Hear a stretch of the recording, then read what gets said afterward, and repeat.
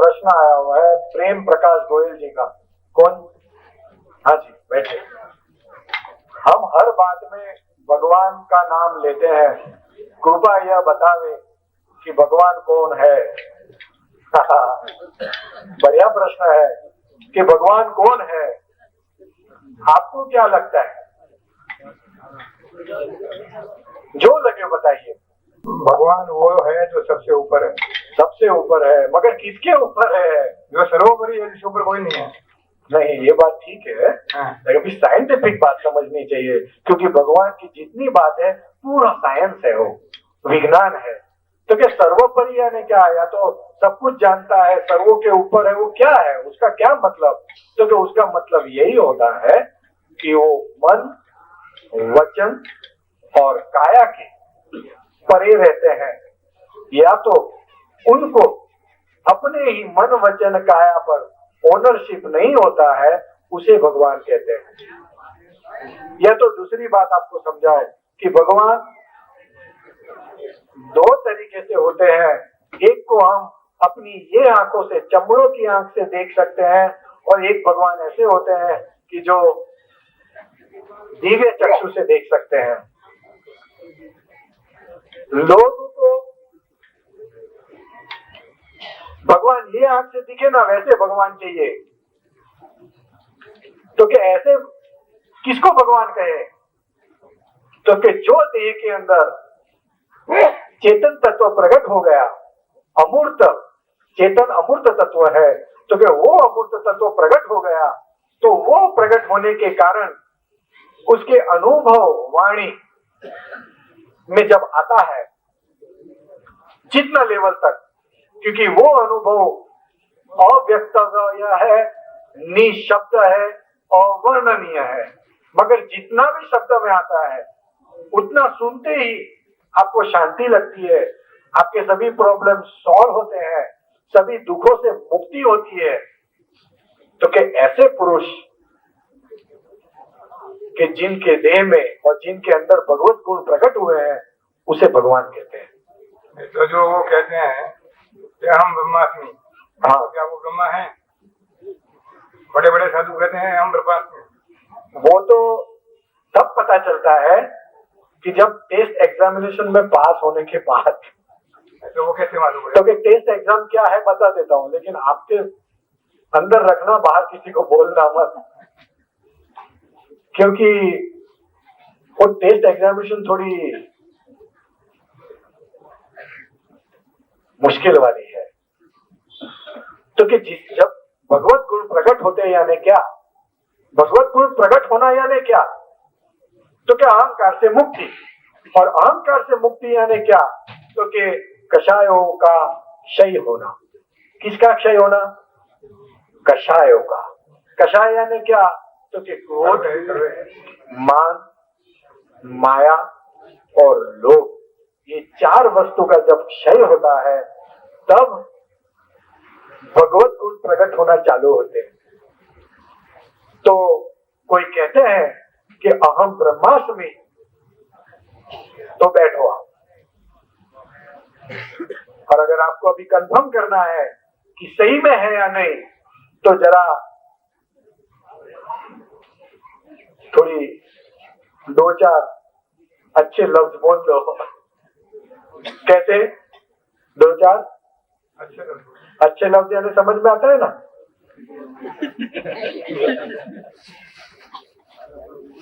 और ऐसे लफ्ज बोलो दो चार कि थोड़ी जलन चालू हो जाए। कैसी? कैसी जलन? कड़वाहट वाली। कड़वाहट वाली। तो समझ लेने का कि क्षय नहीं हुआ है। अगर वो कड़वाहट दिखती है तो क्षय नहीं हुआ है, और जहां क्षय नहीं हुआ है तो कि बरोबर वो भाषा में है, अनुभव में कम है। आगे बढ़ जाना। फिर बोलेगा कि महात्मा जी आज बीवी से झगड़ा हो गया था, इसके लिए ये जरा घूम गया था, इसके लिए मुझसे गलती हो गई, मुझे माफ करना, ये 1000 रुपया या 5000 रुपया डोनेशन मेरे पास से ले लो आप, और करके छूट जाने का, क्योंकि इंसल्ट हो गया। तो छूटना पड़ेगा ना कि नहीं छूटना पड़ेगा? छूटने के लिए ऐसा कर देने का और छूट जाने का, लेकिन तलाश जारी रखने की। और तब तक जो भी भगवान को मानते हो, प्रार्थना करने की कि हमको सही जगह पे या सही निमित्त के पास ले जाओ। और असल भगवान तो कैसे है? अमूर्त है।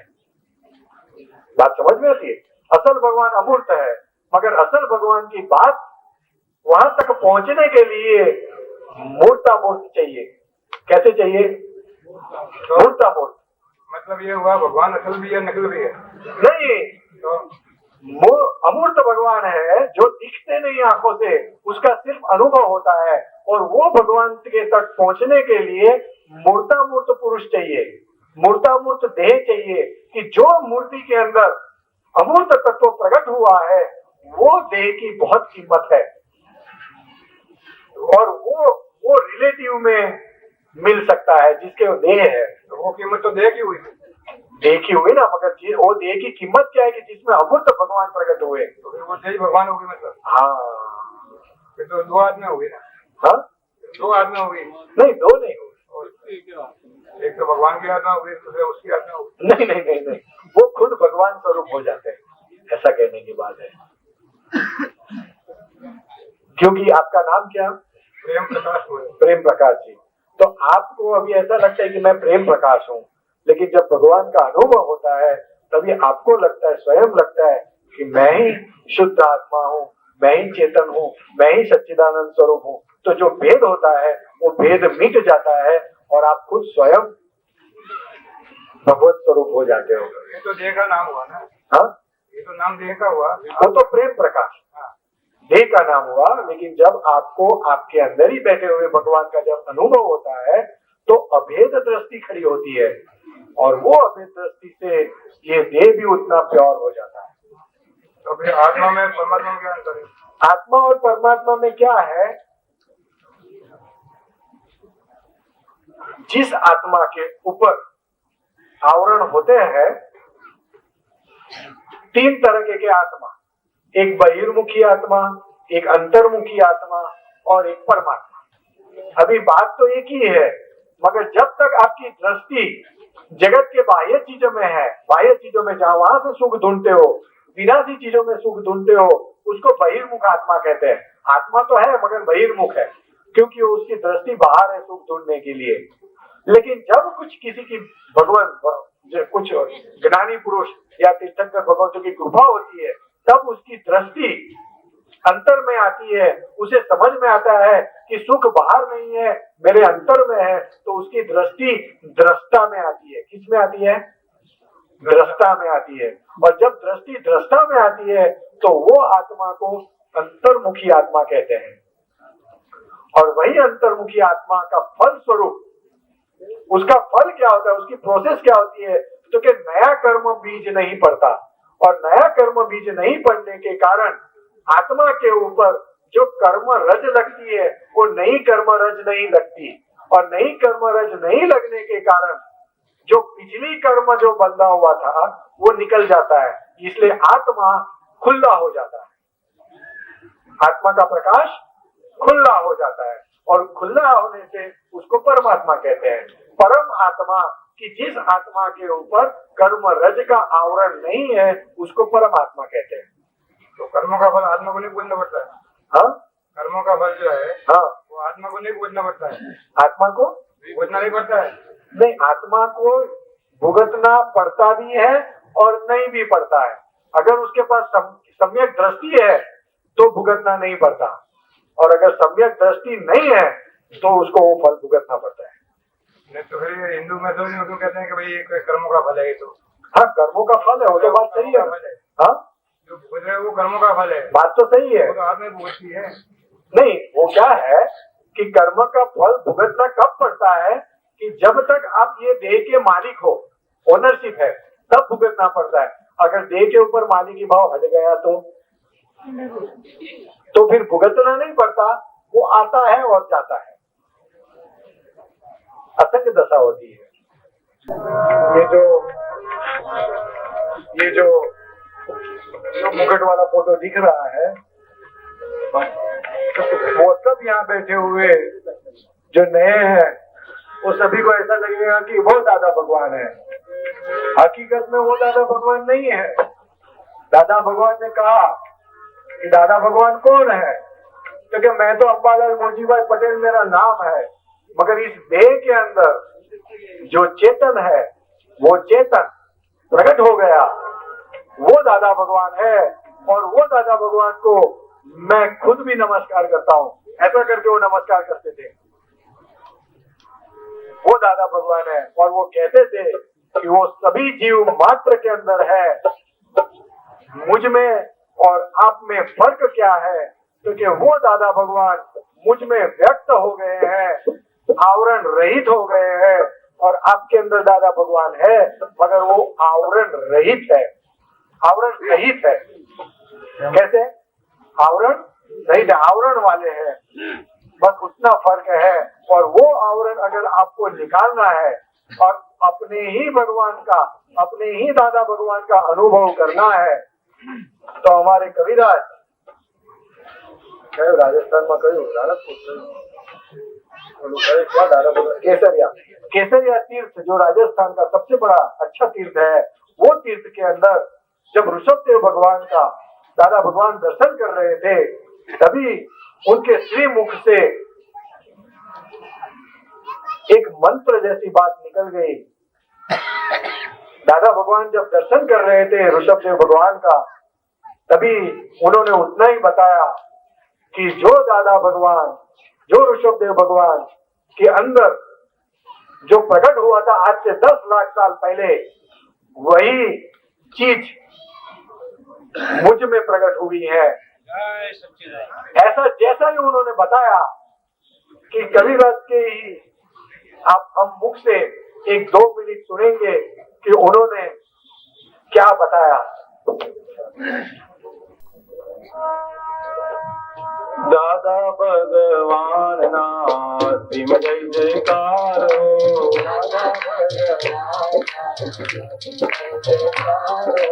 दादा भगवान ना सिम जय जयकार हो,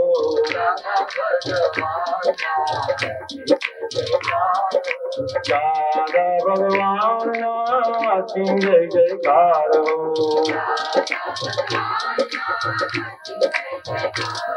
ओ दादा भगवान सिम जय जयकार हो,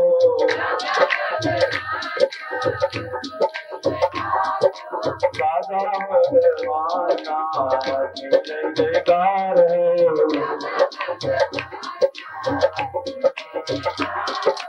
दादा भगवान सिम जय जयकार हो। ये उन्होंने गाया।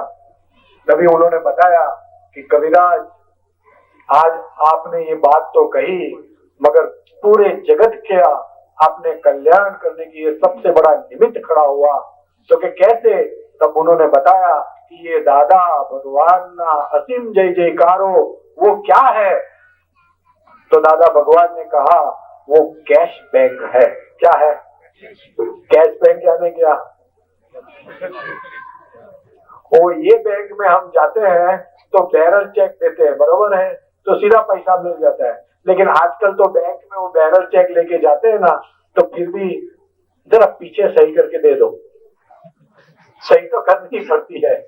जब ये तो cash bank of divine solution बोला, यानी जैसा उन्होंने कहा कि कम से कम 8 मिनट और ज्यादा से ज्यादा 50 मिनट अगर आप ये बोलोगे तो आपको ही आपके अंदर बैठे हुए आत्मा का या दादा भगवान का अनुभव हो जाएगा। अमृत बिंदु का स्वाद आएगा आपको, ऐसा कहा उन्होंने। यानी जिसको जब भी खुद का जब अनुभव करना है, कहीं पर भी वो बैठ के बोल सकता है। ऐसा नहीं कि मंदिर में जाके ही बोल सकता है, बाथरूम में जाके भी बोल रहा है तो बोल सकता है, ऐसी बात है। तो वो जो असीम जय जयकार हो, बोलने से ही जब अमृत बिंदु अंदर टपकता है, तो वो अमृत बिंदु से ही आपकी वाणी, आपका मन सब कुछ पलट जाता है। जो कड़वाहट उसमें है वो कड़वाहट निकल जाती है और प्रेम उसमें आ जाता है। एक प्रश्न आया हुआ है, दादा भगवान असीम जय जयकारों का 50 मिनट तक उच्चारण करने से क्या आत्मा पर का आवरण हट जाएगा? सीताराम सिंह आपका प्रश्न है। इसीलिए तो मैंने कहा कि this is the cash bank of divine solution. Sitaram ji, this is the cash bank of divine solution, यानी वो आवरण हटेगा, आप अनुभव कीजिएगा उसका, और अनुभव नहीं हुआ तो मैं आपके सामने हूं। अनुभव हटेगा, आत्मा का आवरण हट जाएगा, तो ये 5 तत्व 25 प्रकृति का गुण है जो आत्मा के ऊपर, इस शरीर का जो गुण है 5 तत्व 25 प्रकृति का, वो 5 तत्व 25 प्रकृति के गुण बदल जाएंगे। 5 तत्व 25 प्रकृति का अगर गुण बदल जाएगा तो समझा जाएगा कि भाई आत्मा का आवरण हट गया है, और आत्मा का आवरण हट गया है तब निश्चय ही मोक्ष की प्राप्ति हो जाएगी, मान लेते हैं। पर आत्मा का आवरण हट गया मान लेंगे कैसे? जब तक 5 तो 25 प्रकृति का गुण नहीं हटे। वो आप जो बोल रहे हैं, जैसे अपन 50 मिनट उच्चारण करें, 50 मिनट उच्चारण क्या 2 घंटा उच्चारण कर ले, पर आत्मा का आवरण इतना आसानी से हट जाएगा क्या? सीताराम जी, ये जो बात है ना, ये बुद्धि की परे की बात है। इसलिए मैं क्या कहना चाहता हूं कि आप अनुभव कीजिए। आप जो प्रकृति की 5 तत्वों की जो बात करते हैं ना, वो क्या होता है कि आप कैसी बात करते हैं कि आम का वो क्या बोलते हैं, गुठली को जमीन में डालो और फिर उसे बोलो आम क्यों नहीं देता? आम कब मिलता है साहब? वो तो समय आने पे मिलेगा। लेकिन जब वो पेड़ बड़ा होता है तो हमको अनुभव क्या होता है? आत्मा का आवरण हटने भी लग जाए। नहीं, मैं जो आपको पूछ रहा हूँ वो बताइए। जब पेड़ हम आम की गुठली डालते हैं और नए पान आते हैं और थोड़ा जो पौधा है वो बड़ा होता है, तो आपको कैसा लगता है उसको देखकर? कोई आशा बनती है। आशा बनती है। आशा नहीं, आपको लगता है कि अब ये जम गया है और हमारा काम 3-4 साल के बाद फल आना चालू हो जाएगा, काम हो जाएगा, उसमें आसार कुछ नजर आता है। राइट। तो ये जब बोलोगे तो उसमें आपको आसार नजर आएंगे और काम बनेगा। बात समझ में आई आपको? नहीं, जैसे आपने फरमाया ऋषभदेव स्वामी और महावीर स्वामी का बताया था कि उन्होंने मोक्ष का रास्ता बताया, तो हमारे शास्त्रों में, हमारे धर्म शास्त्रों में भी ऐसा उल्लेख आता है कि ऋषभदेव स्वामी से लेके महावीर स्वामी तक 24 तीर्थंकरों ने 9 करोड़ जन तारा। बरोबर है। 5 करोड़ जन तो अकेले ऋषभदेव स्वामी ने तारे। बरोबर है। और बाकी 4 करोड़ जन जो है 23 तीर्थंकरों के द्वारा तारा गया। बरोबर। तो उन्होंने वो कौन से शब्द, उन्होंने कोई शब्द ब्रह्म का आसरा लिया था, शब्द ब्रह्म का सहारा लिया था। क्या वो शब्द ब्रह्म का सहारा यही था या कोई वो दूसरा शब्द था? कि दादा भगवान शब्द जो है इसी शब्द का सहारा लिया या कोई वो दूसरा शब्द था, या दूसरा शब्द था तो वो कौन सा था? देखो मैं आपको बताता हूँ। आप शब्द की बात करते हैं और भगवान की बात, या तो भगवान जो है वो निशब्द है, मगर शब्द में बहुत फर्क है। जब शब्द मैं बोलने वाला हूँ और आदमी बोलता है तो वो शब्द कितने भी बड़े मंत्र हो, जप हो, या कितने भी बड़े आप कुछ भी बोलो आप, मगर वो जहर है। क्या है? जहर है। ओम नमो भगवते वासुदेव आपने कहा और आपको लगा कि मैं बोल रहा हूँ, तो वो जहर में परिणाम आता है। मगर जब बोलने वाले को ऐसा लगता है कि मैं बोलने वाला नहीं हूं, तो वही शब्द निशब्द की ओर ले जाता है, और जो शब्द मैं बोल रहा हूं उस हिसाब से ले जाता है, बोला जाता है, तो वो जब आदमी सुनता है तो वो शब्द संसार की तरफ ले जाता है या तो शब्द की तरफ ले जाता है, क्योंकि शब्द ही ऐसी चीज है या तो शब्द ही ऐसा माध्यम है कि जिससे आपको संसार बढ़ता है या तो संसार कम होता है। क्योंकि तीर्थंकरों की वाणी वो ऐसे शब्द थे कि आपका संसार का क्षय होता था, और जिसके कषाय मंद नहीं हुए, खत्म नहीं हुए, और वो शब्द सुनोगे तो आपके शब्द बढ़ेंगे, संसार बढ़ेगा। यानी कौन से शब्द बोले वो इम्पोर्टेंट नहीं है, उसकी महत्वता नहीं है, वो शब्द बोलने वाले की मति क्या थी, उसका उपयोग कहाँ था, वो महत्वता का है। ये बात बहुत किसी को समझ में नहीं आए, वो बहुत गहरी बात है। क्योंकि तीर्थंकर भगवंतों की वाणी देशना होती है। क्या होती है? देशना। महावीर भगवान ने जब पहली देशना की थी तो कोई इंसान सुनने वाला ही नहीं था, तो कैसे निकली? कोई सुनने वाला नहीं हो फिर भी वाणी निकलती है, ये कैसा? कभी नहीं सोचा उसके ऊपर? तो कि वो बोलने वाले नहीं थे, वो शब्द के ज्ञाता दृष्टा थे। क्या थे? वो शब्द के ज्ञाता दृष्टा। क्योंकि शब्द वो प्रकृति में आता है, प्रकृति का विभाव स्वरूप वो शब्द है, वो उसमें नहीं होते, शब्द से परे है। बात समझ में आती है? इसलिए ये शब्द जो दादा भगवान ना असीम जय जयकारो है, वो आपको निशब्द बनाएगा। निशब्द का आपको थोड़ा सा सार जैसा कुछ लगेगा, और जितना ज्यादा बोलोगे उतना अनुभव बढ़ते जाएगा आपको। बात समझ में आती है मेरी? हाँ, तो ऐसा है। दादा भगवान कहते थे, और जितने भी बड़े पुरुष हुए हैं वो कहते थे कि आपको जिसमें श्रद्धा है उसकी भक्ति करना, मगर साथ साथ में देखते रहना कि आपकी चिंता कम हो रही है, आपके कषाय कम हो रहे हैं या नहीं। वह धर्म सच्चा है, चाहे वो किसी का भी हो, मगर जिस धर्म से आपके कषाय कम होते हैं, क्षय होते हैं, चिंता चली जाती है, तो वो धर्म वही धर्म है, और वो धर्म का कोई नाम नहीं होता। वही सनातन धर्म है कि जो सनातन वस्तु की प्राप्ति कराता है।